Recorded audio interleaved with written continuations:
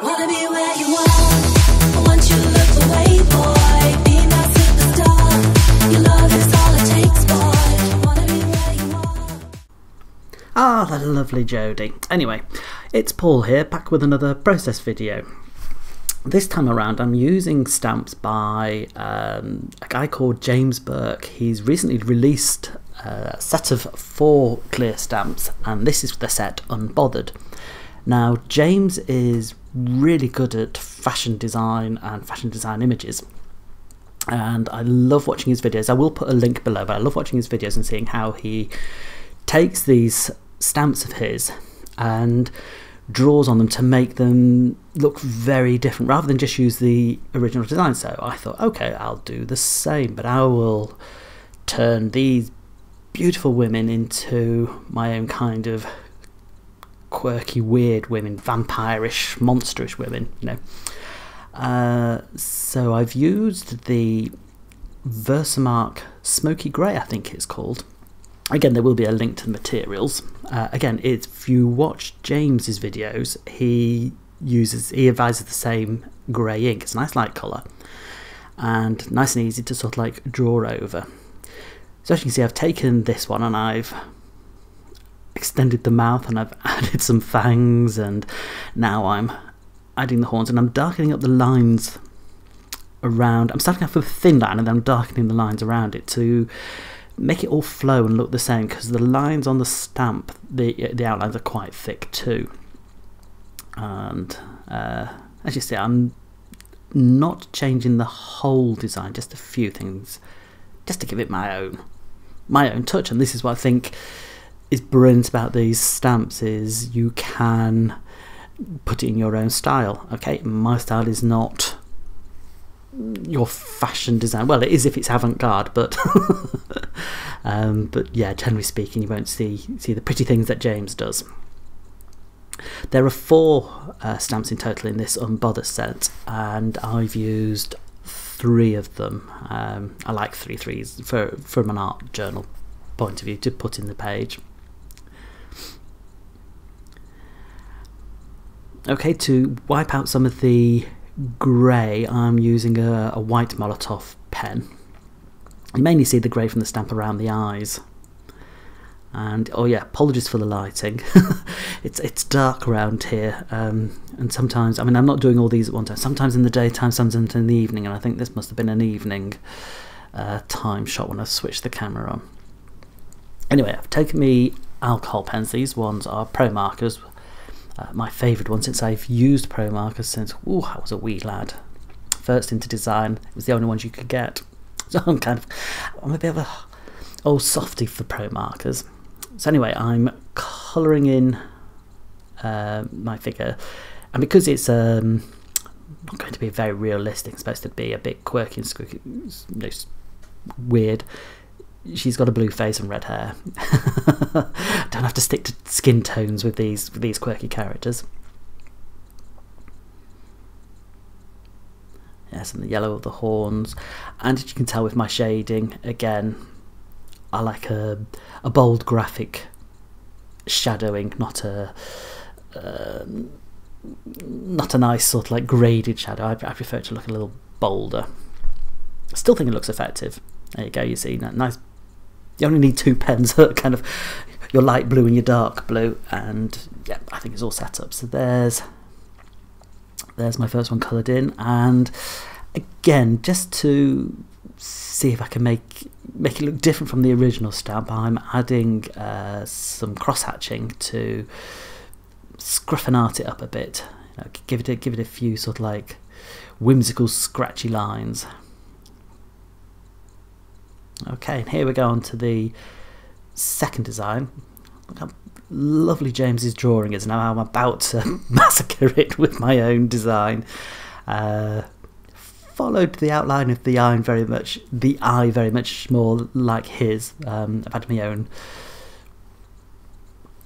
kind of eyeballs, something nice and simple, giving her some long hair. That's the great thing about how James has just given her this kind of short, kind of side parting look, is that you can do all sorts with it, create your own hairstyles and add your own details. In fact, there is another set of designs in this, which I also own, where he supplies you with crowns and horns and glasses, so that you can stamp onto these figures and also make them, you know, your own unique design.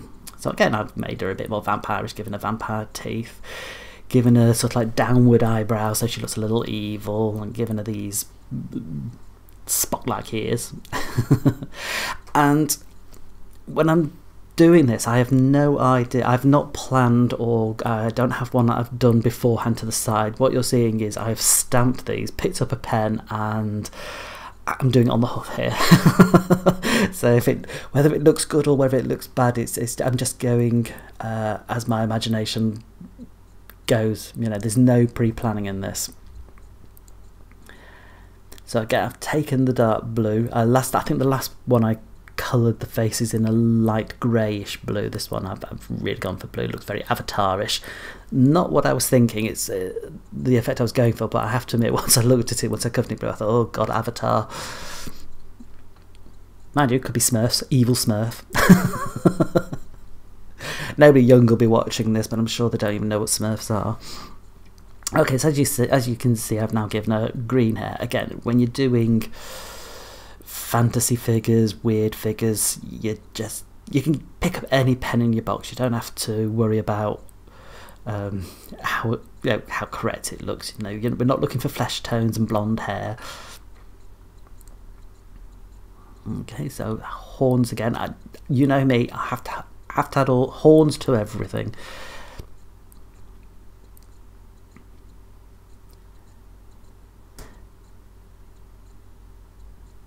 Yeah, she's having red eye makeup just to give her a kind of a,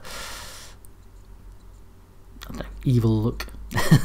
Here we go with my shading again. You know, shading that's so simple. You know, you just outline everything and give something a shadow. Just gives it a little bit more. Something I learned back in my design days. I you know, before sort of like the art world came along with these art pens and started doing beautiful shading. I still like my graphic comic kind of look. Adding highlights just below the nose and usually below the eyes, just anywhere you know there's going to be a shadow. Okay, lovely. Another second quirky character. This time, instead of using the Molotov white, I've gone for the Uniball Sigma pen to add white to my eyes to just hide the grey. And again, like in the previous day, just to keep these all uniform, I'm adding some squiggly, scratchy lines and some cross-hatching, just to make it more my own, make it more my own style. I try and make it look as far as possible from the original design.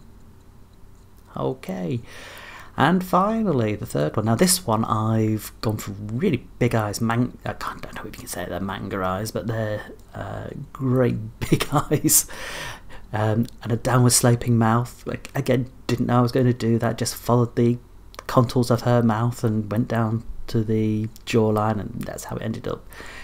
I know I'm going to add horns, so that bit, yeah, I always know that's sort of like my starting place, just to weird it up. Okay, change to, I mean, the two pens I'm using here for the black, they are the Micron pens, but I use the 03 for the thinner lines. Now, because, as I've said before, the lines on these stamps are quite thick and juicy, I've got a 1 point pen, which is slightly thicker. It's the thickest pen that Micron do before they go to chisel tip, and it just it's, you know, it's easier to sort of like shade in over the grey with that pen. I can tell I need to do those horns just to make the outline. The great thing, although you'll see I cut this in a different way, but if you were going to if you're going to trim these out, a thicker line is so more forgiving for your scissors than if you've got to cut out a thin line, because it allows for a little bit more mistakes. Now here, I decided to colour it in yellow. I wasn't thinking, I thought, oh god, I tend to colour those horns in yellow, so I couldn't colour the horns in yellow anymore. So anyway, I swapped it about. Instead of a blue face and yellow horns, we've got yellow hair and blue sort of like horns, and a green face for this one. Completely different. I have to say again, with the big eyes, can't help but thinking I've done an avatar here. Okay, back to some nice shading. And as you can see, I really haven't changed the... I haven't added that much detail to change this stamp. Just bigger eyes and a downward mouth and added horns. We're really not talking, you know, a dramatic overhaul of the design. It's taking what's there, and with just a few little tweaks I've made into my own weird looking creature person. Okay, so with my 03 pen, I'm adding a few more wrinkles around the eyes, and again, sort of like cross-hatching and scratchy designs.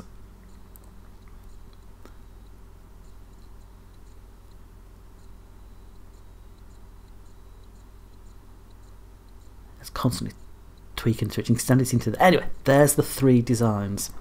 So what I'm doing is I'm cutting these out, but I'm putting them with a slight border. Yeah, it's something that people just, you know, makes them look like stickers. And, you know, you don't always have to cut close to that, and also when there's lots of fiddly cutting, this is a nice easy way of cutting, you know, cutting them out without all that fussy cutting. Okay, so that's the drawing side done. I've got my 3 figures, so we now need to add them to an art journal page. So I've grabbed out, because the figures that I've created are all in kind of cool colours, they're, you know, they're blues and greens. The contrasting colours are reds and pinks and purples, you know, warmer colours.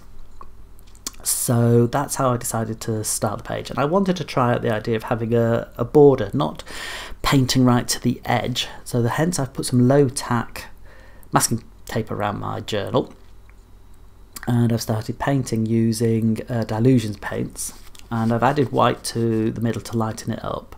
Saw this in a video tutorial from another artist. Love the idea. Now I'm afraid I cocked up a little bit here. I started pressing the pause button when I was waiting for paint to dry, and the start button when, or sorry, started recording when I was waiting for things to sort of like dry, and then when I was actually doing something like stamping onto the page, I was pressing the stop button. I got myself confused, so hence there was a bit of a jump there. What you actually got was a video of paint drying, but not of me stamping. However, I feel that the rest of the video shows you what I do. All you've missed out is seeing I've stamped a few texture stamps with archival ink, and I also glued down the 3 figures, so that you don't see videoed. What I have picked up from is from taking a pencil and sort of like doing the text. Don't be shady, be a lady. And I'm taking my Posca pens and giving them a first coat.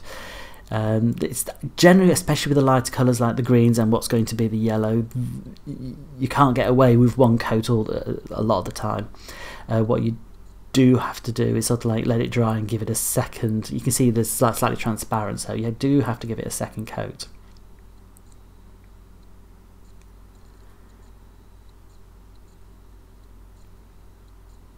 Here we go, sort of like, so I'm waiting for it to dry and I'm adding a second coat, just makes it more punchy.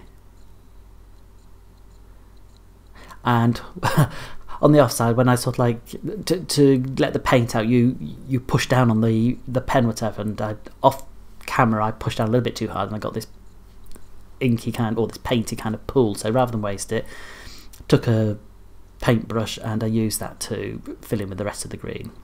Okay, I'm now outlining the word Shady with a darker green pen, and to the yellow lady I've outlined in orange, and now for the black writing I've taken my Molotov white paint pen and started outlining that. Okay, now looking where in the don't be shady, be a lady, where the A is, I don't like where I placed it, so I was trying to find a way of replacing it, and what I've done is I took a scrap piece of card, I've taken some acrylic ink, just painted a quick wash over, stamped a Seth Apter round stamp, there we go, and I thought brilliant, that will cover it. And I've done a texture stamp and then the circle stamp, stuck it on. Now, that's hidden the A, which means I can start again. And I thought, yep, that fills the space slightly better. In fact, much better. Okay, taking that border, I've taken the masking tape off, so I've got my white border, and now I'm kind of outlining in black and doing a little bit scribbly, so it's not perfect. And then, yeah, I still wanted to fill the space. You know me, I like my minimal space, but I'm trying to add more details and see whether I like it or not. You know, it's experimenting. I can always look at it and say, nah, don't like it, do it next time. So I did these kind of scribbly circles to keep with the piece. And then after the black, I felt, no, I want to add some pink just to tone down that black a bit and make it. And there we go, some close-ups. Well, I hope that you've enjoyed this process video, and take a look at James stamps, buy them, have a go yourself, or look at your own stamps and see how you can alter. Anyway, bye for now.